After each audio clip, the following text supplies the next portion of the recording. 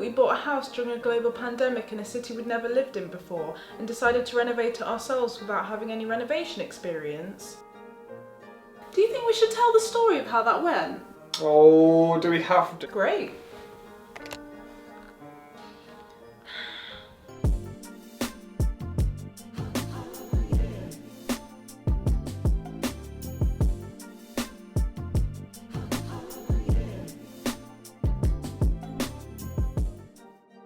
Now, if you haven't had a chance to check out our full house tour video, hit pause right now, check the link in the description and have a watch of that video where you'll get to see the lovely house that we bought last year. The house that we bought was pretty dated, and that was something that we actually wanted. We wanted somewhere where we could put our own stamp on it and add value to it by updating the interiors.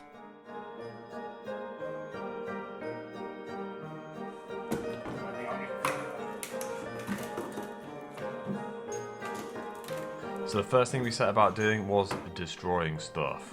This is something we had experience with just in general in our lives.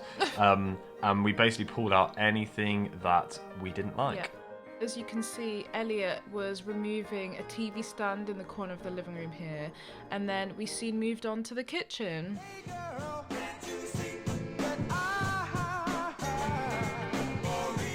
I don't know if you've noticed, but it's giving Dennis the Menace school canteen energy in here with the red walls and the checkerboard floors. So removing everything was definitely needed.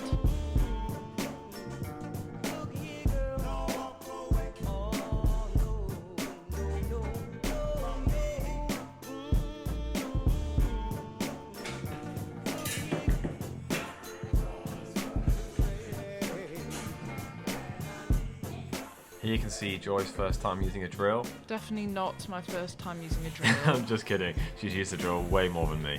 And as we were planning our own full kitchen renovation, it was necessary for us to remove all of the kitchen carcasses, including all the worktops and everything. And this was the first time we've actually done anything like this, but it was super fun actually. It was, yeah. I think this was probably one of the fun bits, I think.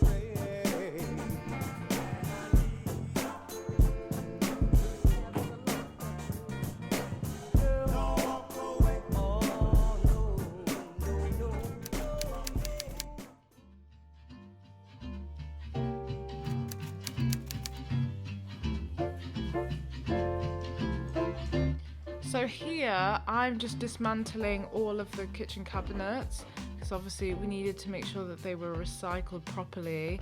And Elliot continued on with removing the flooring. Weird floors, weren't they? It was. We had a pleasant surprise when we lifted these floors up, as there were the original floorboards underneath them. They were actually, at this point, we're looking at the third and fourth layers of floor, which were a layer of cork, and then under that, some laminate wood flooring on top of that, which was glued and nailed to the original floorboards. Yeah, it was really hard to get up, but it was worth it when we did because the floor underneath was actually in really good condition, which was a nice surprise.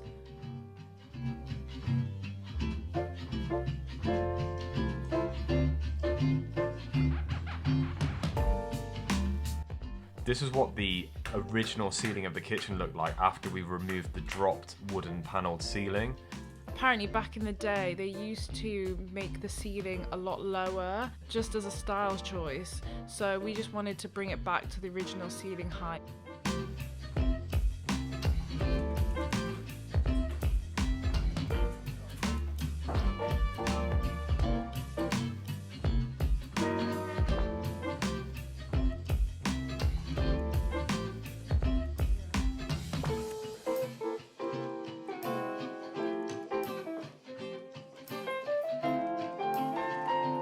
What's happening then? Goggles are digging in. Goggles.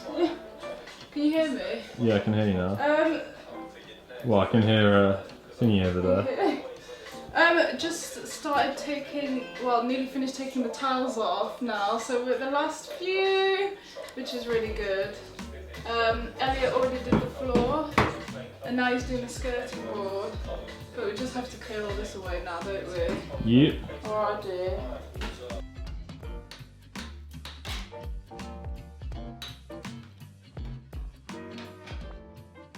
So at some point we moved upstairs to work on the bedroom. They had a couple of wardrobes in them that were actually super tough to get out. I think we wanted to get rid of them because we wanted to make the most of the ceiling height, and we preferred to have some wardrobes that actually went right to the top of the room, and these ones were just a little bit lower than we wanted them to be.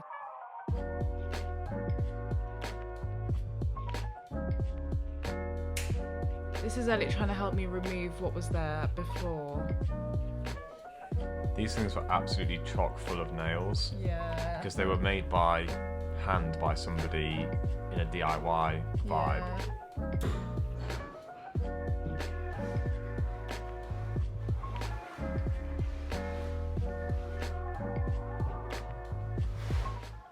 So I'm going to do a cheeky plug. If you don't already follow me on Instagram, that's where you can find all of the reno stuff that we've been doing that we don't post on here. So go and check that out. There I have a highlight that you can have a look at. And here is some phone footage. You can see Elliot is removing some of the skirting boards. And that is another huge job that we had.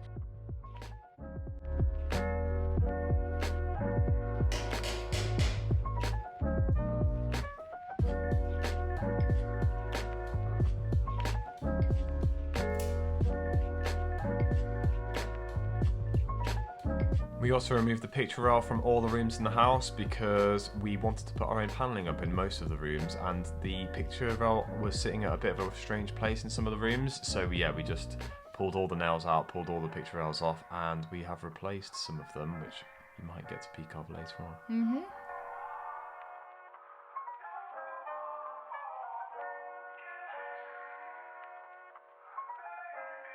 It's a little close up there of some of the curves in our ceiling in our bedroom. Yeah. Really unique feature of the house. When we first went round, we've really loved it. Yeah, I think that's one of my favourite things. And we also removed the fireplace. I know a lot of people do love keeping the fireplaces in, but we wanted to do something different with ours, which again you will see in a later episode.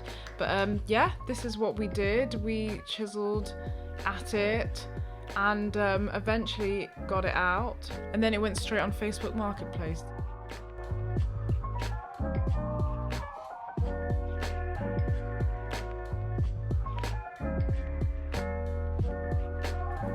We weren't sure what we were going to find under the half, but actually we found more original floorboards, which was again another really nice surprise.